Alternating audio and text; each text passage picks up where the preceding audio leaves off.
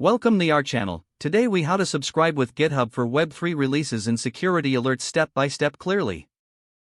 Visit the GitHub website on your preferred web browser. Log into your GitHub account using your credentials. Look for the watch button located near the top right of the repository page. Click on the watch button. A drop-down menu will appear. Choose the option that best suits your needs, such as releases or all activity. To receive security alerts, return to the repository. Click on the Settings tab on the repository page. Scroll down to the Features section. Find the Security section. Ensure the Security Alerts option is enabled. If prompted, grant the necessary permissions to allow for security alerts. Next, check for the Notifications section in your account settings. Click on Notifications to customize how you receive updates. Select your preferred method of notification, such as email or web. Make sure to save any changes you make to your notification settings.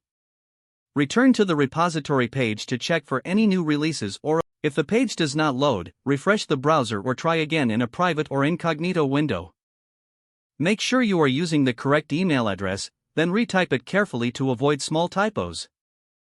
If your password is not accepted, use the reset option and create a new strong password you can remember. Check your spam folder for verification or security emails, then complete any requested confirmation steps. Enable two-factor authentication if available to improve account security and reduce unauthorized access risk. After signing in, review your profile details so your contact information and settings are accurate and current. If you see an error message, note it down and try again after restarting your device and internet connection.